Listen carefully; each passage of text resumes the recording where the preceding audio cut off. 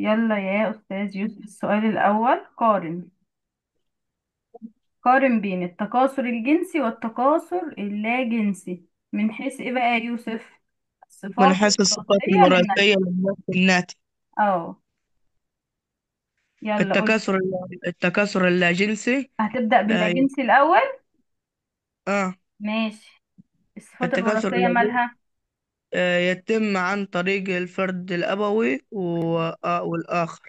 لا. النسيج. بص الناس بص. مطابق. اه، برافو. النسل ماله مطابق.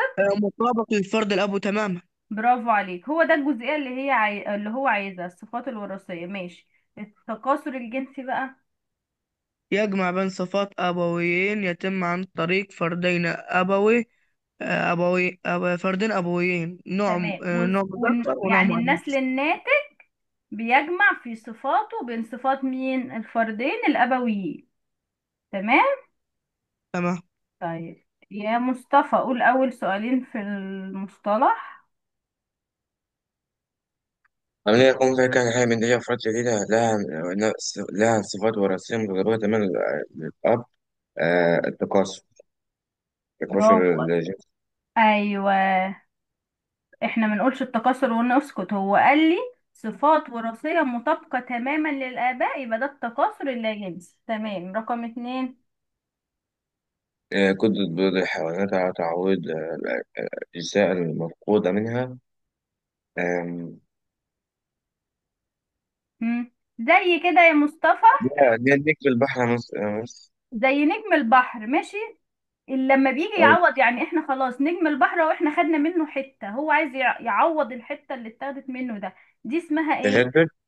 التجدد. برافو عليك. يبقى قدرة بعض الحيوانات على تعويض الأجزاء المفقودة منها، ده التجدد. طيب رقم ثلاثة يا يوسف. خلايا تتكون في الكائنات الحية الراقية من خلايا خاصة تعرف بالخلايا التناسلية في عملية الانقسام الاختزالي الميوزي. مم. تبقى أمشاج خلايا جنسية. يبقى نكتب له الأمشاج أو الخلايا الجنسية، دي هي دي. ماشي يا يوسف. رقم أربعة برضو. خلايا تحتوي على مادة وراثية من كل من الأبويين، وتعطي عند نموها فردا جديدا يجمع في صفاته بين صفات كل من الفردين الأبويين. مم. ازاي؟ الزيجوت. برافو عليك. طيب احنا ليه ما قلناش التكاثر الجنسي؟ هو قال لي اهو تجمع في صفاته بين صفات كل الفردين الابويين. ليه ما قلناش ان ده اسمه تكاثر لا جنسي؟ ليه قلنا ان هو الزيجوت؟ علشان كلمة الخلية دي. طالما قال لي خلية تحتوي، يبقى هنا قصده بكلمة خلية قصده الايه؟ الزيجوت. ماشي. طيب. تمام. ماشي يا يوسف. يلا يا مصطفى، صح وغلط السؤال الأول. الناس الناتجة من التكاثر اللا جنسي. الجنسي اللاجنسي يكتسب صفات مختلفة عن صفات الكائن الحي الأصلي. لا، غلط يا مس. أمال النسل الناتج من التكاثر اللاجنسي بيكون ماله؟ مطابق مطابق تماما لصفات الفرد الأول. برافو. نسخة طبق الأصل من الفرد الأبوي. برافو. يبقى رقم واحد غلط. طيب رقم اتنين. التكاثر الجنسي يحافظ يحافظ. على تعاقب تركيب الوراثة لكائن حي. آه، مم. غلط يا مس. ماشي. أمال مين اللي بيحافظ على التركيب الوراثي؟ لا جنسي. اللاجنسي. عارف يعني ايه يحافظ على التراكيب الوراثية؟ يعني بيخلق أفراد شبه الفرد الأبوي بالظبط، مفيش تغير في الوراثة. يبقى ده اللاجنسي. يبقى بدل الجنس نكتب لاجنسي. برافو.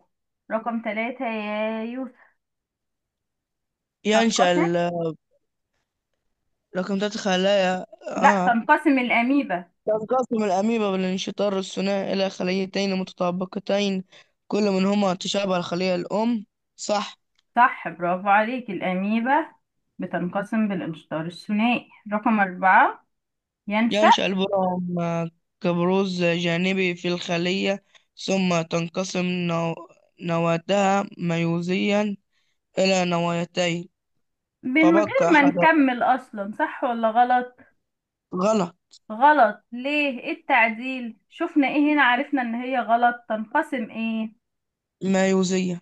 يبقى النواة بتنقسم ايه؟ ميتوزي مش ميوزي. ميتوزة، أيوة، برافو. نحط خط تحت ميوزي ونصححها تبقى ميتوزة. برافو عليك، برافو عليك. طيب رقم 4 يا مصطفى، يعد التكاثر. معدل الجنسي مفترض للغير الوراثي. للتغير الوراثي. يعني ليه التكاثر الجنسي بيحصل فيه تغير؟ ليه الأبناء مش بنبقى شبه الآباء بالظبط؟ بسبب حدوث مين؟ ظاهرة مين يا آه، مصطفى؟ ظاهرة اللي هو المناعة الرباعية. اللي هي العبور. اسمها ظاهرة الايه؟ العبور. برافو. يبقى بسبب حدوث ظاهرة العبور. بتحصل امتى بالظبط؟ وقت تكوين مين؟ وقت تكوين الأمشاج. فبالتالي النسل الناتج يحمل ايه؟ صفات من الأبوين، من الأب ومن الأم. تعرف تقولها لي تاني؟ يبقى بسبب حدوث. ده ظاهرة العبور التي تتكون من لا ثواني، صفات حدد له بتحصل امتى. أثناء تكوين مين؟ الأمشاج. الأمثال ماشي. فيصبح النسل الناتج يحمل صفات ايه؟ وراثية مختلفة من الأبوين. من الأبوين. برافو عليك. ماشي. طيب عندي سؤال هنا، بيقول لي وضح بالرسم التخطيطي كيف تتكون الايه؟ كيف تتكون الأمشاج من الخلايا التناسلية؟ يا يوسف. أيوة مثل. بص يا يوسف، بيقول لي كيف تتكون الأمشاج من الخلايا التناسلية. عن طريق طبعا انقسام ميوزي. عايز بالرسم. هي أول حاجة هو عايز الأمشاج بتتكون من خلايا التناسلية، صح؟ الخلايا أيوة. التناسلية دي ان ولا 2 ان؟ آه... 2N. 2 ان. هروح رسمه له خلية مثلا كده، واكتب له جواها 2 ان. دي 2N اسمها ايه بقى؟ خلية دي ايه؟ خلية تناسلية. خلية تناسلية. طب بعد كده يا يوسف ايه اللي هيحصل؟ هنعمل أمس يعني سهمين لتحت. اسمه هنحط فيهم انقسام ايه؟ هيحصل لها عملية انقسام ايه؟ قسام ميوزي. ماشي. ميوزي ايه؟ حدد ميوزي تكوين أول، ميوزي أول، ايوه، ميوزي أول. لان تكوين الامشاج يا مصطفى انت يوسف بتحصل عن طريق حاجتين، ميوزي اول وميوزي ثاني. تمام. يبقى التو ان دي الخلية التناسلية، هيحصل لها تبقى إن انقسام وإن. ميوزي اول. هنا تبقى كام وهنا كام؟ إن وإن. برافو عليك. هنا ان وهنا ان. طب كده خلاص. لا. برافو. هنكمل. هيحصل عملية ايه؟ ميوزي ثاني. ميوزي ثاني. طب ايه اللي هيحصل في الميوزي الثاني؟ كل خلية هتدي كام؟ هتدي اتنين أربعة، يبقى أربعة بس. برافو. كل خلية هتكون اتنين خليتين تاني. في الانقسام الميوزي الثاني. هنا ان برضو. هيبقوا هيبقوا أربعة إن. برافو. هيدينا 4 ان. فاهمها يا مصطفى ولا عيدها؟ وهيبقى هيبقى أيوة يا مش مس. اسمه ميوزي ثاني. وده برافو. هنكتب هنا ميوزي اول عشان نعرفه، وهنا ده عملية ايه؟ انقسام ميوزي ثاني. والدرق اللي بتتكون في الاخر دي مين بقى؟ الاربعة دول اللي هم مين؟ أربعة أمشاج اللي أو هم خلايا الامشاج. جنسية. يبقى الرسم ده بيوضح ازاي الامشاج بتتكون من الخلية الايه؟ التناسلية. يبقى رقم 1 دي الخلية التناسلية اللي هي 2 ان. فاهمينها؟ أي. أيوة يا مس. نكمل يعني. ماشي. أيوة يا ماشي. مس. طيب يلا يا مصطفى، أول سؤالين. عملية حيوية يكون فيها كائن حي بإنتاج أفراد جديدة من نفس نوعه، مما يضمن استمرار وحماية من الانقراض القصد. دي عملية التكاثر. برافو عليك. رقم 2. انت برضه. تكاثر يتم. آم، التكاثر يتم من طريق عن طريق فرد فرد أبوي أبوي واحد. وإنتاج أمشاج اللي هو التكاثر الجنسي. برافو. لا جنسي. طالما قال لي فرد أبوي واحد ومفيش أمشاج كمان بتتكون، يبقى ده تكاثر لا جنسي. برافو عليك. يلا يا يوسف رقم 3. عملية حيوية. عملية حيوية يقوم فيها الفرد الأبوي بإنتاج أفراد جديدة مطابقة له تماما في صفاته الوراثية. ده تكاثر مين؟ لا جنسي. ده برضو التكاثر اللاجنسي. شايفين؟ يبقى كده خدنا تعريفين هم، تعريفين للتكاثر اللاجنسي، رقم 2 ورقم 3. قال لي رقم 1 بيتكون او بيتكاثر عن طريق فرد ابوي واحد، قلنا ده تكاثر لاجنسي. وقلنا يقوم فيها الفرد الاول بانتاج افراد جديدة مطابقة له تماما، يبقى ده برضو تكاثر لاجنسي. هيقول لي تكاثر يحدث دون تكوين امشاج، هقول له برضو تكاثر لاجنسي. تمام. تمام. يبقى في كذا تعريف للتكاثر اللاجنسي. طيب رقم 4 يا مصطفى. لا، يوسف، صح، يوسف فعلا رقم 4. تكاثر. التكاثر اللاجنسي يتم عن طريق انشطار كائن حي وحيد الخلايا على خليتين متماثلتين كل منهما مطابقة له تماما في صفاته الوراثية. والله الانشطار بص، الثنائي. مش محتاجين نكمل، هو اصلا مجاوبها لي عن طريق انشطار، يبقى ده مين؟ الانشطار الثنائي. الانشطار الثنائي، برافو عليك. طيب رقم 5 يا مصطفى. التركيب ينشأ عن التركيب كبرون. ينشأ جانب في الخلية الأم، تهاجر إليه إحدى نواتين الناتجتين. الناتجين من انقسام النواة ميتوزيا. ده مين؟ تركيب ينشأ كبروز جانبي، يعني أنا عندي الخلية ايه، حصل لها بروز كده من الجنب. اللي هو البراع برافو، يبقى ده مين؟ البرعم. يبقى التركيب ده اسمه الايه؟ طالما قال لي البرع. بروز جانبي، طالما قال لي بروز جانبي يا مصطفى، هو ده البرعم، يبقى قصده على البرعم، بروز جانبي بيجي من الخلية. برافو. طيب رقم 6، انت برضو. دراسة الجنسي يتم فيه إنتاج أفراد جديدة عن طريق عن مين؟ طريق البراعم النامية من الفرد الأول. يبقى ده تكاثر ايه؟ التكاثر بالبراعم. اه، بالبراعم او بالتبرعم. يبقى انا عندي حاجتين. لو قال لي تركيب ينشأ كبروز جانبي، ركزوا معايا، يعني عايز اسم التركيب نفسه، هقول له ده مين؟ اسم التركيب نفسه اسمه ايه؟ برعم. برعم. انما لو قال لي نوع التكاثر ايه اللي بيجي عن طريق البرعم ده، هقول له ده اسمه التكاثر بالايه؟ التكاثر بالتبرعم او التكاثر بالبراعم. تمام. عشان تعرفوا تفرقوا بينهم، امتى تكتبوا برعم وامتى تكتبوا تكاثر بالتبرعم. طيب رقم 7 يا يوسف.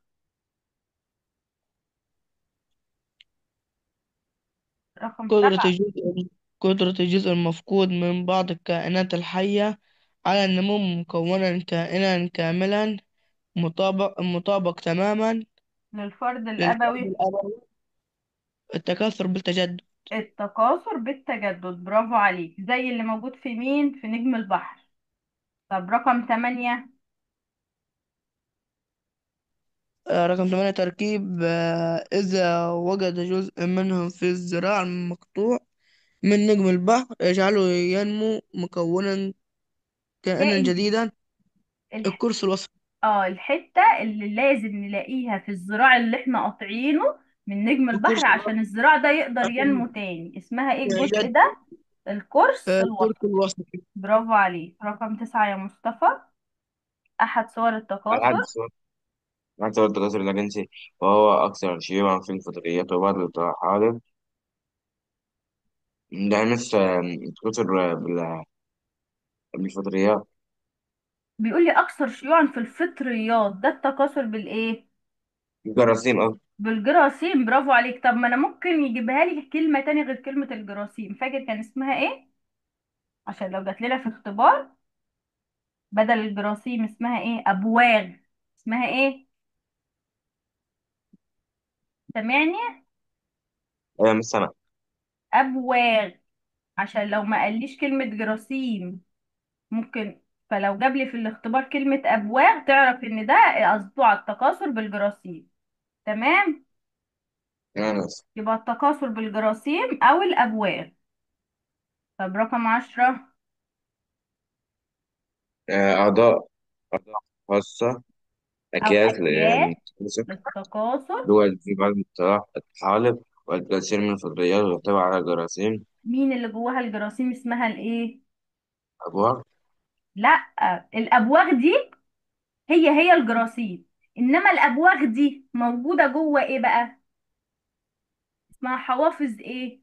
حوافظ جرثومية. برافو عليك. يبقى لما يقول لي ايه هي الاعضاء الخاصة اللي جواها الجراثيم او اللي جواها الابواغ، هقول له دي اسمها حوافظ جرثومية. تمام يا مصطفى؟ تمام. تمام. رقم 11 يا يوسف. التكاثر لا جنسي يتم بواسطة الأعضاء النباتية المختلفة دون الحاجة إلى البذور. التكاثر الخضري. برافو. فاكر كان ممكن يحصل فين وفين وفين في النبات؟ في الجذر او الايه او الايه؟ الساق أو والاوراق. الأوراق.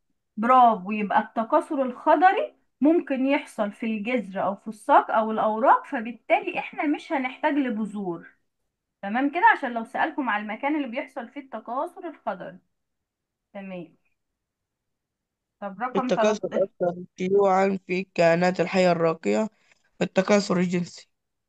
التكاثر الجنسي. برافو عليك. طيب يلا يا مصطفى، رقم 14.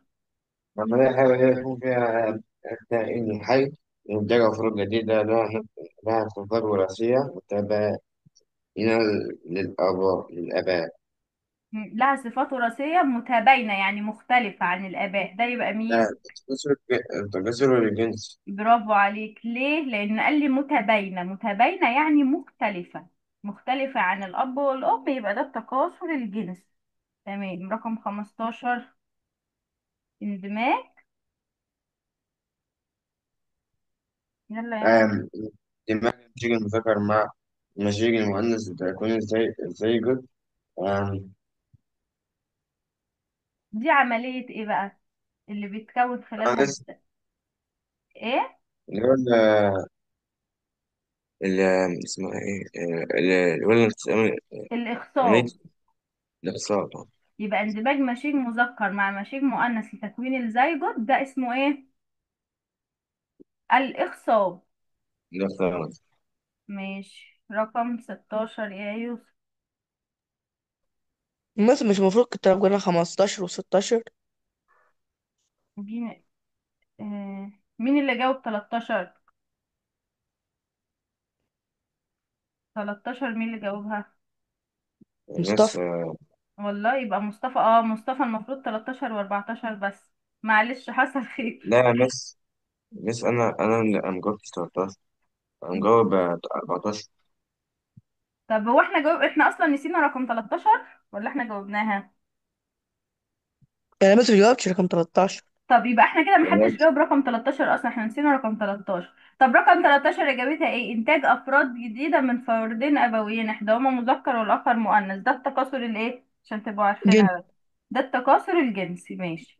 معلش، حصل خير. تبقى تجاوب 3 اسئلة يا يوسف، ما تقلقش. طب كمل بقى رقم 16 يا مصطفى عشان يوسف يحل هو 3 اسئلة. قولي رقم 16 بالمرة، يبقى خلصنا اللي هي النتيجة الصفحة. عن مم. اللي هي النتيجة عن الإخصاب وتحتوي على الكروموسومات العدد كامل من كروموسومات النوع. مين الخلية الناتجة عن الإخصاب؟ انت مجاوبها في السؤال اللي فوقيك ازاي على طول. برافو. ازاي إجابتها برافو. يبقى اسم العملية أصلا اسمها ايه؟ اندماج مشيج مذكر مع مشيج مؤنث، يبقى اسمها ايه يا مصطفى؟ اسم العملية نفسها. الإخصاب. أنا لسه قايلاه. لسه معاني. أنا كده سامعاك. أصل أصل كنت بقول لك أصل العملية اللي بيتم فيها اندماج المشيج المذكر مع المؤنث اسمها ايه؟ الإخصاب. برافو. لكن الخلية بقى اللي بتنتج عن الإخصاب اسمها ايه؟ الزيجو. تمام. يبقى رقم 16 الزيجو. طيب اذكر مثالا يا يوسف. بس يلا السؤال الأول بيقول لي اذكر مثالا لكل مما يأتي. رقم 1 حيوان ايه؟ حيوان أولي التكاثر بالانشطار الثنائي الأميبا. الأميبا. برافو عليك. هي اللي كانت حيوان أولي وبيتكاثر بالانشطار الثنائي. طب رقم 2. 2. كائن وحيد الخلية يتكاثر بالتبرعم فطر خميرة. برافو. فطر الخميرة. 3. أحد الكائنات الحية ذاتة الخلايا تكاثر لا جنسيا بالتبرعم. الهيدرا أو الأسفنج. برافو الأسفنج. عليك. الهيدرا أو الإسفنج. طيب رقم 4 يا مصطفى. أول 3 كده تمام يا مصطفى، ولا قايل فيهم حاجة؟ فاهمهم؟ تمام. أيوة يا مس. طب رقم 4 و5. كان حي يتكاثر بالتجدد. نجم البحر. برافو عليك، هو النجم اللي عندنا في المنهج هو نجم البحر، التكاثر بالتجدد. طب رقم 5. حيوان لديه القدرة على تعويض الأجزاء المفروض يعتبر حيوان كامل. نجم البحر بس. برضو نجم البحر، برافو عليك. ماشي. طب رقم 6 و7 يا يوسف. كائن حي تكاثر لا جنسيا بالأبواغ الجراثيم، فطر عشر غراب. برافو، فطر عش الغراب. او ممكن مين تاني؟ فطر خميرة. فطر الخميرة وعيش الغراب، برافو عليك. يبقى بيتكاثر لا جنسيا بالجراثيم، يبقى عش الغراب او الخميرة. ركزوا عشان الحاجات دي بتتكرر كتير. طب رقم 7، كائن حي. كائن حي تكاثر جنسيا عن طريق فردين أبوين، الإنسان. الإنسان، برافو. طب اذكر صور التكاثر اللاجنسي يا مصطفى. رقم 1 يا مصطفى عندنا دي مين؟ اسمه الأميبا. الأميبا بتتكاثر عن طريق الإيه؟ الانشطار. الانشطار الثنائي. تمام. طيب رقم 2. مثلا آه اليوجلينا. يوبلينا. الأميبا واليوجلي زي الأميبا بتتكاثر عن طريق الإيه؟ الانشطار. يبقى الأميبا الانشطار. واليوجلينا انشطار ثنائي، برافو. طب حد فاكر مين التالتة اللي كانت بتتكاثر بالانشطار الثنائي؟ حد فيكم فاكرها؟ كانت الأميبا واليوجلينا، ومين تاني كان بيتكاثر بالانشطار الثنائي؟ براميسيوم. يبقى الأميبا والبراميسيوم واليوجلينا، التلاتة دول يا مصطفى انت ويوسف يتكاثروا بالانشطار الثنائي. طب قول رقم 3 يا يوسف. اسفنج. السفنج بالتبرع. برافو. طب رقم وأربعة 4. فطر عشر غراب، الجراثيم. ماشي. رقم 5 يا يوسف. يا مصطفى، البكتيريا. بكتيريا بالجراثيم. مم. جراثيم يا مس معاني. سامعاك. كاتب رقم. الجراثيم. طب يا يوسف، حل رقم 5 ايه؟ عايزة اتأكد من اجاباتكم. الانشطار الثنائي. البكتيريا انشطار ثنائي. البكتيريا ايه يا يوسف يا مصطفى؟ شفنا. انشطار ثنائي. طب قول رقم 6. هذا بس الهايدرا. الهايدرا زي الاسفنج بالظبط. الهايدرا والاسفنج البراعم. حاجة واحدة، عن طريق ايه اللي كان بيخرج كبيروس جانبي اسمه ايه؟ البراعم. برافو. يبقى الهايدرا عن طريق التبرعم، برافو عليك. طب 7 برضو يا مصطفى. فطر عفن الخبز، جاي من اسمه عفن، يبقى عن طريق ايه بقى؟ الجراثيم. الجراثيم، برافو. يبقى قولها لي تاني. البكتيريا عن طريق ايه؟ البكتيريا عن طريق الانتشار الثنائي. برافو. الهايدرا البراعم. تبرعم. البراعم. البراعم. تبرعم، برافو. رقم 7 فطر عفن الخبز. عن الجراثيم. وفطر عش الغراب برضو ايه؟ جراثيم. تمام. ماشي. برافو عليكم. يلا رقم 1 يا يوسف. رقم واحد. أكل.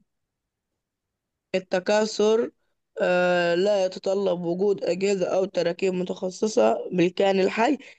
التكاثر اللاجنسي. اللا جنسي، برافو. اللا جنسي مش بيحتاج لا أجهزة ولا تراكيب. طب رقم 2. من صور التكاثر اللاجنسي التجدد والتبرعم والانشطار الثنائي. تجدد وتبرعم وانشطار الانشطار ثنائي. الثنائي. طيب قول رقم 3، كل واحد 3 أسئلة كده. يحدث التكاثر يعني بنقط. التكاثر. بنقط في الأوليات الأوليات الحيوانية الحيوانية. مين؟ الانشطار الثنائي. يبقى الانشطار الثنائي في الأوليات الحيوانية. وإيه؟ والبكتيريا، يعني أمثلة تاني على والطحالب الانشطار الثنائي. والطحالب البسيطة. والطحالب البسيطة والبكتيريا. ماشي. رقم 4 يا مصطفى.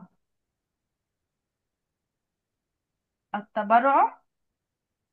ماذا تورد مثلا الجنس في الكائنات الحية الوحيدة الخلية مثل زي فطر تبرع مين؟ السفنج.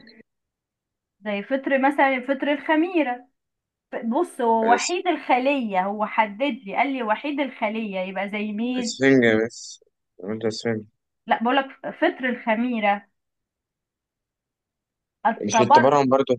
إحدى صور التكاثر لا، هو عشان قال لي بس وحيدة الخلية فطر الخميرة. طيب لو قال لي عديدة الخلايا. يبقى الإسفنج، هو السفنج. الإسفنج تبرعم، لكن عديد الإيه؟ قليل الخلايا. يبقى عديد الخلايا زي مين ومين؟ السفنج والإيه؟ دايما مم. هما الكلمتين مع بعض، اسمها إيه وإسفنج، حاجة وإسفنج كده مع بعض. هايدرا وإيه؟ والسفنج. هم؟ علي صوتك. هيدرا والسفنج. برافو. يبقى احنا كده من السؤال الرابع ده كده يا يوسف عرفنا ان التبرعم بيحصل في 3 كائنات. في منهم واحد وحيد الخلية. قلنا مين هو وحيد الخلية؟ فطر الخميرة. فطر الخميرة. ومين عديد الخلايا؟ الهيدرا والاسفنج. الهيدرا والاسفنج. تمام تمام يا مصطفى، تمام يا يوسف. تمام يا مس. طب رقم 5 يا مصطفى برضو. البرم في الخميرة. كبروز بروز ايه؟ الأنسولية في الخلايا الأم ثم تنقسم نواة الخلية انقسام فالانقساما. ايه؟ ميتوزيمس. ميتوزي. برافو عليك. النواة اللي جوه بتنقسم انقسام ميتوزي. برافو عليك يا مصطفى. طيب قول رقم 6. يحدث التكاثر الجنسي في هذا الكائن عن طريق التجدد. ده مين اصلا؟ لنجم البحر. برافو عليك، يبقى عن طريق التجدد. طب كمل رقم 2. في نفس السؤال برضو، يعتمد هذا النوع من التكاثر على الانقسام الايه؟ الميتوز. ميتوزي. برافو عليك يا مصطفى. ما شاء الله عليكم، يبقى انقسام ميتوزي. طيب رقم 7 يا يوسف. عدم وجود جزء من القرص الوسطي من الذراع المقطوع من حيوان نجم البحر يؤدي إلى يؤدي إيه؟ إلى عدم تكسر بالتجدد. عدم التكاثر بالتجدد او عدم حدوث التجدد على طول عادي. يبقى قال احنا بنقول ان احنا عايزين كورس وسطي ليه؟ عشان يحصل تجدد. طب هو قال لي اصلا يا مصطفى ده ما فيش كورس وسطي، بقول له عدم حدوث التجدد او عدم حدوث التكاثر بالتجدد. تمام. طيب رقم 8. انت برضو يا يوسف. أنا برضو ماشي لسه. من الفطريات التي تتكاثر بالجراثيم فطر عفن الخبز وفطر عيش الغراب. برافو. عفن الخبز وعش الغراب تكاثر بالجراثيم. رقم 9. يلا يا يوسف، عن كل واحد 3 أسئلة. تمام ماشي مثلا. يمكن أن تتكاثر بعض النباتات تكاثر دون الحاجة إلى طالما قال لي كم نباتات يبقى في تكاثر عملية اسمه زراعية. تكاثر ايه؟ تكاثر خضريا. خضري. دون الحاجة خضر. إلى مين؟ بذور. برافو، لأن احنا قلنا ممكن يحصل فين وفين وفين. في الساق والأوراق. الجذر أو الساق أو أو الأوراق. بذور أو ساق أو أوراق. برافو. يبقى تكاثر خضري دون الحاجة إلى بذور. تمام. رقم 10 يا مصطفى. يتم التكاثر بواسطة فردين أبوين ده اثنين. مين؟ تسرق الجنس. برافو، ده التكاثر الجنسي. طيب كمل. بينما يتم التكاثر إلا نقط بواسطة فرد أبوي واحد. إلا جنس. برافو عليك، اللا جنسي. طب رقم 11. يعتمد التكاثر الجنسي في الكائنات الحية الواقعة على عمليتين أساسيتين هما اه. كائنات حية راقية الاكسس. يعني تكاثر جنسي. فالتكاثر الجنسي بيعتمد على عمليتين أساسيتين. أول عملية اسمها عملية الإيه؟ ازاي جد ولا خسارة؟ لا ثواني، العملية اسمها ازاي الإخصاب، يبقى عملية اه، الايه. لا خسارة. هو مش عايز دلوقتي الخلية، لو قال لي الخلية اللي هتنتج اقول له زيجوت، انما هو عايز عمليتين، عملية إخصاب وعملية ايه اللي احنا رسمناها فوق في المخطط، اللي بتيجي من الخلايا التناسلية، خسارة. اسمها تكوين الايه، لا. الأمشاج، اه، مش عارف. اللي احنا كنا لسه بنرسمها فوق، اللي هي 2N انقسمت انقسام ميوزي اول وبعد كده انقسام ميوزي تاني وادت 4 في الاخر. دي اسمها تكوين الامشاج. يبقى التكاثر الجنسي يا مصطفى بيعتمد على عمليتين، ايه وايه، قولهم تاني. الاخصاب وتكوين مش عارف. برافو عليك، اخصاب وتكوين امشاج. طب رقم 12 كمل. في عملية في عملية الاخصاب في عملية الإخصاب يتم اندماج مع التكوين الزيجوت. آه، مشيج ايه مع مشيج ايه. مشيج مشيج اللي هو الأب مذكر. والمذكر ومؤنث. يبقى اندماج مشيج مذكر مع مشيج ايه مؤنث.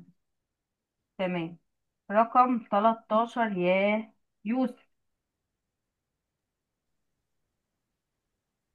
إذا احتوت بويضة مخصبة على 8 أزواج من الكروموسومات، فمعنى ذلك أن البويضة غير المخصبة تحتوي على 8 كروموسومات. اه طب جبتها ازاي. هو قال لي تبقى هو قال لي بويضة ايه. بيضة. البيضة غير مخصبة. مخصبة. انت عارف يعني ايه مخصبة بويضة مخصبة.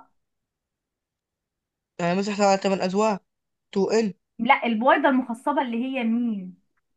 البويضة آه، المخصبة هنا قصده على الزيجوت. ما هي البويضة لما بتتخصب بتدينا زيجوت. فهنا أيوة. ممكن نشيل كلمة بويضة مخصبة دي يا يوسف انت مصطفى ونكتب زيجوت. الزيجوت فيه كام زوج. 8 أزواج. يعني كام كروموسوم. 16. 16. يبقى الزيجوت اللي هي المفروض يعني بتتعامل بقى كأنها جسدية فيها 16 كروموسوم. فمعنى ذلك البويضة غير المخصبة يبقى فيها 8. النص، نص ال 16 كام. 8. يبقى 8 كروموسومات. فاهمها يا مصطفى. فاهمها يا يوسف، فاهمينها جت ازاي. أيوة بس. يبقى لما يقول لي بويضة مخصبة اعرف هنا ان هو قصده على الزيجوت. تمام. رقم 14. يعطي الزيجود عند نمو بالانقسامات الميتوزية مم. فردا جديدا يجمع صفاته الوراثية من كلا الأبويين. ماشي، من الفردين الأبويين. يبقى الزيجوت عشان ينمو بينقسم انقسام ميتوزي. ميتوزية. تمام. رقم 15 يا مصطفى. يشترك. الناس مش المفروض يوسف ثلاثة. أنا جاوبت السؤالين بس. اه طب ماشي، رقم 15 كم. يشترك المشيق المذكر مع مشيق المؤنث بنسبة 1:1 في تكوين عدد كروموسومات الزيجة. يبقى عدد الكروموسومات الموجودة في الزيجوت أو في تكوين الزيجوت على طول. ماشي. طيب رقم 16. شكل مكون يمثل انقساما. ده مم. ما يوسف. برافو عليك، ده ميوزي. برافو. لأن ايه ادت 4 خلايا يبقى انقسام ميوزي. ماشي. رقم 17 يعد.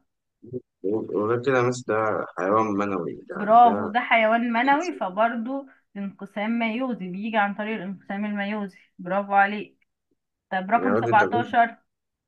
يعود التكاثر الجنسي مصدرا للتغير الوراثي لحدوث ظاهرة مم. العبور برافو. آه، أثناء الانقسام الميوزي. الميوزي. فاكرين كان بيحصل فين بالظبط في الميوزي ظاهرة العبور دي. عكس في أنهي طرق. إذا الانتصار.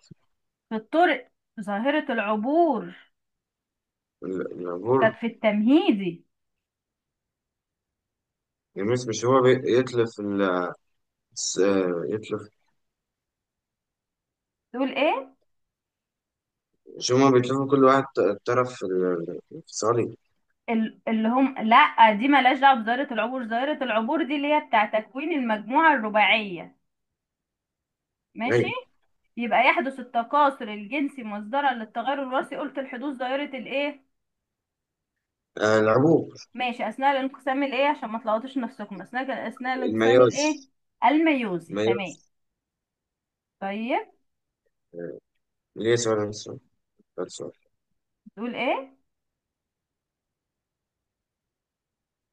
سامع؟ سامعني؟ سامع حضرتك. سامع حضرتك. ماشي. بيقول لي استخدم المناسب من المصطلحات التالية في الايه، في إكمال العبارات. طيب رقم واحد. بص، كل الكروموسومات واحد في فيكم انت حل السؤال ده كامل، ويوسف يحل اللي بعده كامل برضه. عندنا أكبر من، عندنا يساوي، وعندنا أقل من. آه. اقرأ أول جملة.